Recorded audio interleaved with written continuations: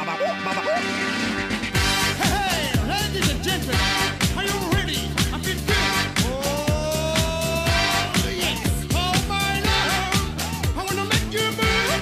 Hey, hey, baby, all night long. My song is bad for you, baby, and everybody say with me. I gotta be the good baby.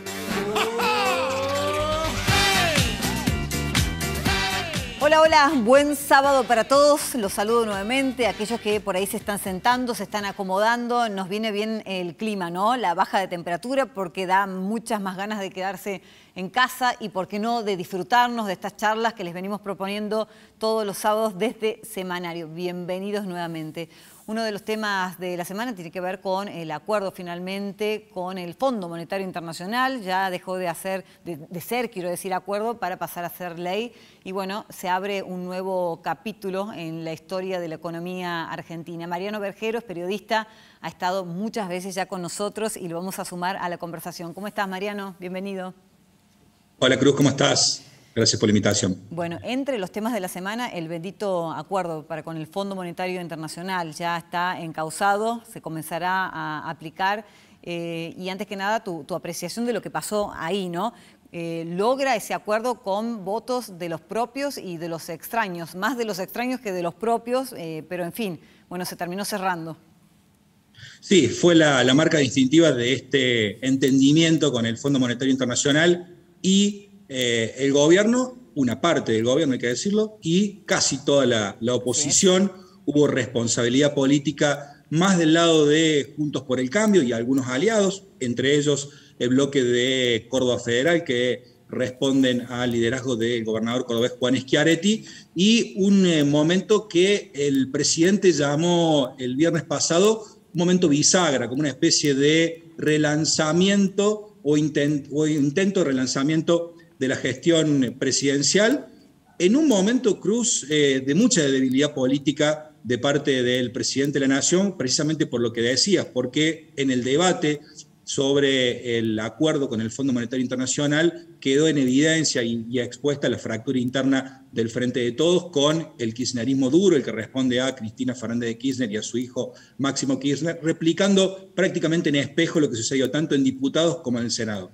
¿Qué es eso? Bueno, que están completamente en contra conceptualmente de las implicancias que va a tener para la economía argentina de un acuerdo con el Fondo Monetario Internacional. Para ellos da la sensación, ante la falta de alternativas, que lo correcto era ir al default, algo que había también un consenso muy importante respecto no solamente de buena parte de la política, del arco político, sino también de industriales, empresarios, sindicalistas y demás, de que era el abismo para la República Argentina. Bueno, finalmente, como bien planteabas vos recién, Argentina no va a caer en default y ahora tiene un plazo por delante, prácticamente 2 años, donde los vencimientos van a poder ser afrontados sin demasiados problemas. Claro, el Fondo Monetario Internacional está en Argentina en el año 2018 y a partir de ahora, con este nuevo entendimiento, va a haber una especie de cogobierno, si se quiere, o una lupa puesta cada 3 meses en la economía argentina, algo que para el kirchnerismo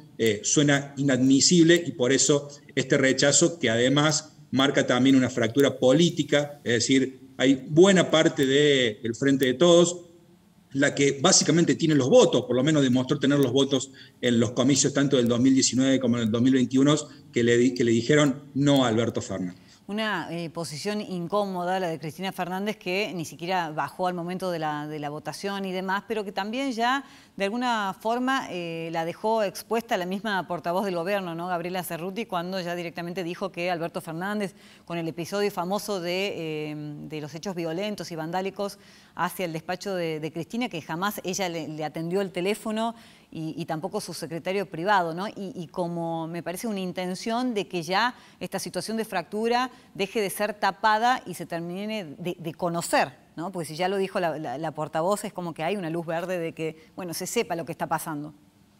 Sí, por supuesto, el albertismo tomó la decisión finalmente de blanquear este ninguneo que sienten ellos de la falta de comunicación con la vicepresidenta, nada más y nada menos que en un momento en el cual del lugar, desde el sector del cristinismo, se lo acusaba al gobierno, a Alberto Fernández, no tener empatía cuando el despacho de la vicepresidenta fue atacado la semana pasada cuando se votó en diputados. Y evidentemente esto muestra, exhibe, expone de una manera muy, pero muy significativa y ante los ojos de todo el mundo y de manera oficial, como lo decías recién a través de nada más y nada menos que la portavoz presidencial, una kirchnerista que se convirtió, si se quiere, al albertismo, Gabriela Cerruti, dejando en claro que no hay ningún tipo de contacto con el presidente y la vicepresidenta, ni siquiera en momentos críticos donde lo que había era ponerse a disposición para, bueno, de algún modo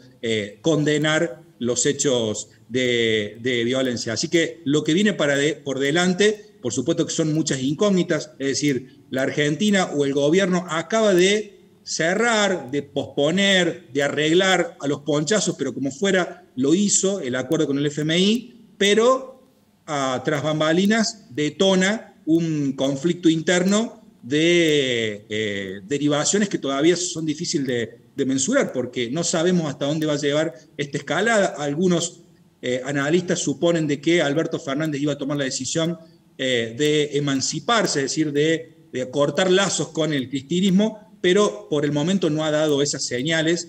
Si bien esta semana también corrieron rumores de algunos alejamientos de gente de la cámpora del gobierno, bueno, finalmente nada de eso sucedió y habrá que seguir en detalle cómo empieza la estructuración, porque, digo, la estructuración política del proyecto del Frente de Todos, ¿en qué se va a convertir? Porque no hay que olvidar, estamos en 2022, todavía faltan para las elecciones, pero un par de meses más y Alberto Fernández ya dio una señal hace unos días diciendo que este era su primer periodo, de algún modo insinuando que iría o intentaría ir por unos segundos, pero evidentemente todo ese caldo de cultivo y todas las expectativas y aspiraciones políticas dentro del Frente de Todos van a empezar a confluir y ahí la tensión seguramente que empezará a subir, más aún de lo que está. Yo lo defino claramente como una guerra de roces que se ha iniciado y se ha declarado formalmente ante la mirada atónita de todos los argentinos. Bueno, y hablando de guerras o de batallas, bueno, comienza una, según el mismo presidente, para poder hacerle frente finalmente a la inflación, ¿no?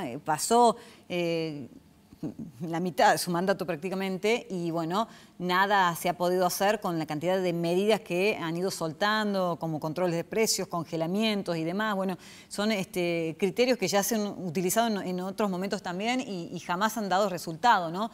Así que, ¿qué se puede esperar de lo que se viene? ¿Qué cosa distinta puede llegar a aplicar y que empiece a funcionar también en la Argentina?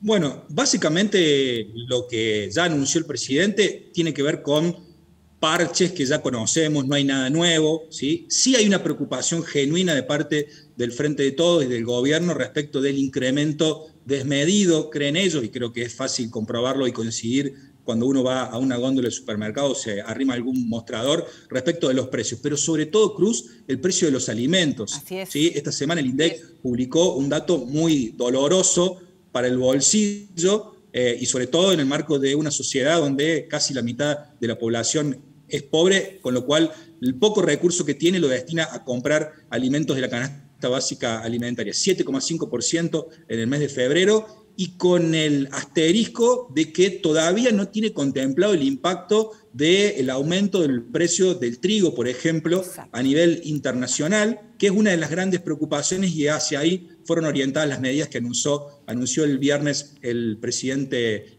Alberto Fernández. Así que la expectativa es ver si hay algún tipo, al menos no sé si de reducción, pero de cortar con la de los precios. Da la sensación que por lo menos en marzo eso no está sucediendo. Habrá que ver si durante abril, durante mayo, hay alguna expectativa de comenzar a tranquilizar esa variable que es muy sensible, sobre todo en los bolsillos, porque evidentemente todo el mundo está al tanto de a cuánto está el precio de tal o cual producto. Por ahí, más lejano el acuerdo con el Fondo Monetario Internacional, más técnico, pero a ver, lo que nadie puede desconocer es que cuando va al supermercado, cuando va a la carnicería, a la verdulería o a comprar cualquier cosa, los precios no paran de subir. Y eso, en el bolsillo de los argentinos, genera muchísima preocupación. Ha habido un acompañamiento evidente en el Congreso para que finalmente se firme el convenio con el Fondo Monetario Internacional por parte de la oposición, ¿no? Evidentemente hay una necesidad de poner primera en el país, porque si no le va a pesar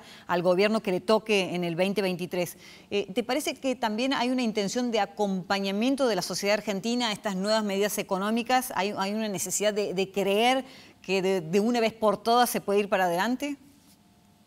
Bueno, la esperanza, reza el dicho, que es lo último claro. que se pierde, y por supuesto que todos, creo que a nadie se le cruza por la cabeza levantar la bandera de cuanto peor mejor. Digo, cuanto peor, peor para todos. Y creo que en eso estuvo expuesta la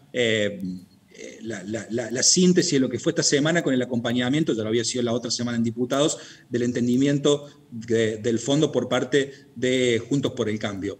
El gobierno en sí, digo, la gestión de Alberto Fernández tiene números pésimos en materia de opinión pública y respecto de cómo valoran la gestión. Te diríamos que básicamente la única plataforma de sustentación política se arraiga en ese 30, 32, 28% que tiene históricamente el kirchnerismo, y que además ese núcleo duro es el que, o una parte de ese núcleo duro es el que le dice o respalda a la vicepresidenta en su posición contraria al acuerdo con el Fondo Monetario Internacional.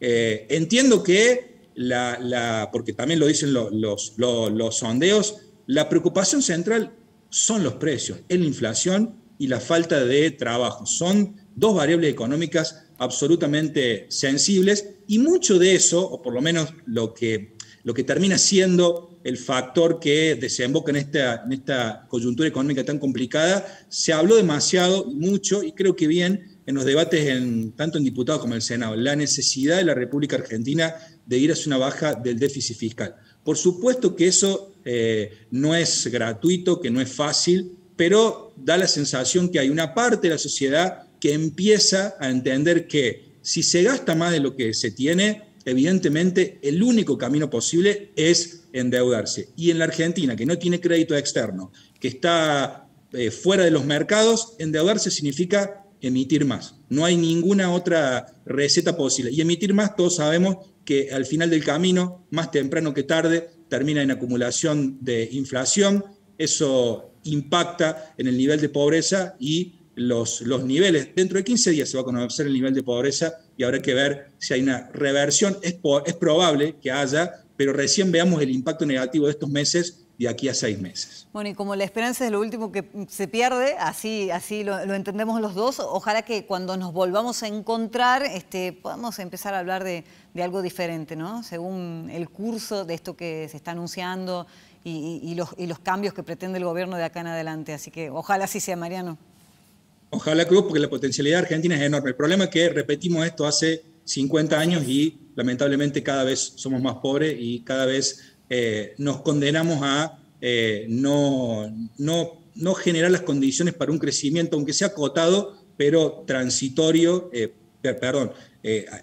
a lo largo del tiempo. Así que ojalá, me sumo a tu pedido de que esto sirva de algo, por lo menos un nuevo golpe de aire fresco para tratar de acomodar las cosas. Te mando un abrazo, muchas gracias. Otro para vos, que estés muy bien, chao. Vamos a hacer la primera de las pausas y quédense ahí porque enseguida dos historias que están vinculadas totalmente a Córdoba y en una de esas las ignoran la mayoría y está bueno destacarlas. Pausa, ya venimos.